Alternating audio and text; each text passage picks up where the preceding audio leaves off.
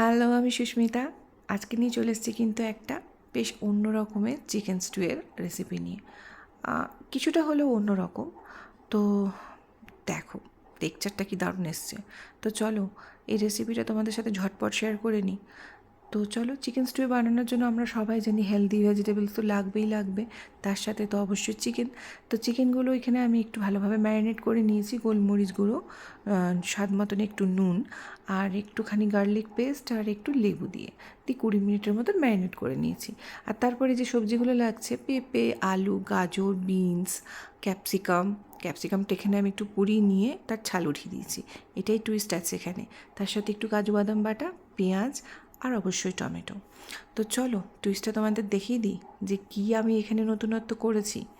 Actually ক্যাপসিকামটা আমার husband একদম পছন্দ করে না, মানে গোটা সবজি হিসাবে, সেই জন্যই এই টুইস্টটা করা। তো চলো, ক্যাপসিকামটা এখানে আমি পুড়িয়ে নিয়ে পরে খোসা ছাড়িয়ে সেটা কাঁচা লঙ্কা দিয়ে ভালো করে পেস্ট করে নিয়েছি, আর আদা কুচি, রসুন কুচি করে নিয়েছি। তো চলো এবারে স্টার্ট করি রান্নাটা। তো এখানে প্রেশার কুকারটা গরম হয়ে যাওয়ার পরে আমি এরকম বাটার দিয়ে নিয়েছি, তার সাথে সামান্য পরিমাণে সাদা তেল দিয়েছি। আপনারা চাইলে পুরো রান্নাটা সাদা তেলেও করতে পারেন, আর পুরো রান্নাটা চাইলে বাটারেও করতে পারেন। আমি এখানে 80% বাটার নিয়েছি আর 20% সাদা তেল নিয়েছি। তারপরে এই যে গরম মশলাগুলো দেখলেন, দারচিনি, লবঙ্গ, এলাচ আর তেজপাতা, এগুলো দিয়ে একটুখানি সতে করে নেবো। তারপরেই দিয়ে দেবো কিন্তু আদা কুচি আর রসুন কুচি। এই সময়টাতে একটা যা সুন্দর ফ্লেভার আসে, মানে কি বলবো, তখনই মানে মনে হয় যে খাবার নিয়ে, মানে থালা আর ভাত নিয়ে বসে পড়ি। এত ভালো একটা ফ্লেভার আসে। তো এগুলো যখন হয়ে যাচ্ছে তখন আমি আবার এই পেঁয়াজ কুচিগুলো দিয়ে দেবো। পেঁয়াজ কুচিগুলো দিয়ে একটু হালকা নাড়াচাড়া করে নেবো। তারপরে কিন্তু আমি ওই যে ক্যাপসিকামের যে পেস্টটা করেছিলাম ওইটা দেবো। ঠিক আছে, এখানে আমি গোটা ক্যাপসিকাম ইউজ না করে ক্যাপসিকামটা এভাবে রোস্ট করে নিয়ে কাঁচা লঙ্কা দিয়ে বেটে এখানে আমি ইউজ করছি। এতে কিন্তু স্টুটা একটা গ্রেভিনেসও আসবে আর একটা দারুণ সুন্দর ফ্লেভার আসবে। একবার এভাবে করে খাবেন তো ওর স্টুয়ের পুরো টেস্টটাই একদম 10 গুণ বেড়ে যাবে। আচ্ছা, এভাবে নাড়াচাড়া করে নিয়ে কিন্তু এখানে আমি একটু কাজু বাদাম বাটাও দিয়েছি, একটু স্টুটাতে রিচনেস আনার জন্য। ঠিক আছে, আমার ছেলের 8 বছর বয়স, এখনও এই রকম একটু রিচ খাবার খেতে পারবে। বাচ্চাদের যেমন আমরা টেলটেলে একটা স্টু করে দিই, সেটা আমার হাজব্যান্ড একদম পছন্দ করেন না বলেই কিন্তু আমি এই টেকনিকটা ইউজ করি। এটা আমার ছেলে আর আমার হাজব্যান্ড কিন্তু খুব মজা করে খায়। আচ্ছা, তারপরে কিন্তু আমি টমেটোগুলো দিয়ে দিলাম, এরপরে কেটে রাখা ডুমো ডুমো করে সবজিগুলোও দিয়ে দিলাম, দিয়ে পরে একটু ভালো করে নাড়াচাড়া করে নেবো। ভালো করে নাড়াচাড়া করে নেওয়ার পরে আবারও যে সবজিগুলো আছে, বিনস আছে, গাজর আছে, ওগুলো দিয়েও আবার একটু ভালো করে নাড়াচাড়া করে নিয়ে স্বাদ মতো নুন দিয়ে দেবো। ঠিক আছে, স্বাদ মতো নুন দিয়ে নিয়ে সেগুলোকে আবার ভালো করে নাড়াচাড়া করে নিয়ে একটু গোলমরিচ দেবো। ঠিক আছে, একটু বেশি পরিমাণেই গোলমরিচটা দেবো।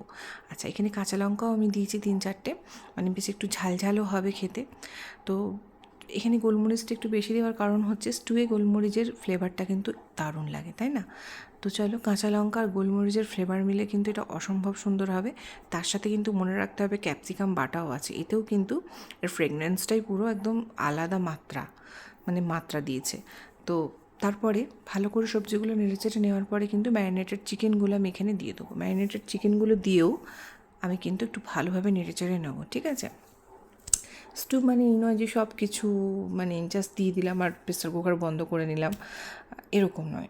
সব জিনিসটাই যদি আপনি একটু ভালোবাসা দিয়ে একটু সময় নিয়ে রান্না করেন না, দেখবেন সামান্য জিনিসও কিন্তু মানে খুব অতুলনীয় টেস্ট হয়েছে। তো আমিও এভাবে চিকেনগুলো ভালো করে নাড়াচাড়া করে নিয়ে প্রয়োজন মতন জল দিয়ে দিয়েছি, মানে পরিমাণ মতন, যেরকম লিকুইড আপনি খেতে চাইছেন, যেরকম স্টুয়ের মানে ইয়েটা চাইছেন, থিকনেসটা। তো তারপরে কিন্তু আমি আবারও গোলমরিচ দিয়ে দিয়েছিলাম। তারপরে 2টো প্রেশার কুকার হতে দেবো। ঠিক আছে, প্রেশার কুকারে আমি 2টো সিটি আসতে দেবো। দেখুন আমার 2টো সিটি পড়ে গেছে অলরেডি। দিয়ে পরে দেখুন টেক্সচারটা একবার, ওয়াও! সবজিগুলো কিন্তু খুব সুন্দরভাবে সেদ্ধ হয়েছে, একদমই গলে যায়নি কোনো সবজি। ঠিক আছে, চিকেনও খুব সুন্দর সেদ্ধ হয়েছে। আর আচ্ছা, এরপরে সামান্য পরিমাণে, খুবই সামান্য পরিমাণে আমি একটুখানি কর্নফ্লাওয়ার গুলে এর মধ্যে দিয়েছি। আমার খুব বেশি থিকনেস চাই না, আমার মানে একটু লিকুইড ফর্মেই স্টুটা আমার ভালো লাগে, আবার তার মধ্যে একটু থিকনেস থাকবে এরকম ভালো লাগে। আর হ্যাঁ, এক্ষেত্রে আমি বলে রাখি এই স্টুটা আমরা রাইসের সাথে খেয়েছি বলে একটু লিকুইড ফর্মটা বেশি রেখেছি। তো দেখে নাও, আমার চিকেন স্টু কিন্তু একদম রেডি হয়ে গেছে। একটু অন্যরকম টেকনিক ইউজ করেছি, তাতেই কিন্তু এর স্বাদ আর মানে মানে কী বলবো, ঘ্রাণ মানে 10 গুণ বেড়ে গেছে। অবশ্যই আপনাদেরকে বলবো একবার করে খাবেন এরকম চিকেন স্টু, আর আমাকে জানাবেন কেমন লেগেছে। এই হচ্ছে ফাইনাল লুক। আচ্ছা, চিকেন স্টুটা আমি এইভাবে নিয়ে নেওয়ার পরে আমি আরেকটু বাটার দিয়ে দিয়েছি, এতে টেস্টটা আর ফ্রেগরেন্সটা মানে আরও 10 গুণ বেড়ে যায়। তো অবশ্যই ভালো লাগলে চিকেন স্টুটা বানিয়ে খাবেন আর আমাকে জানাবেন কেমন লাগলো। আর ভালো লাগলে আমার রান্নার পেজটাকে লাইক করবেন, শেয়ার করবেন আর পাশে থাকবেন। ধন্যবাদ।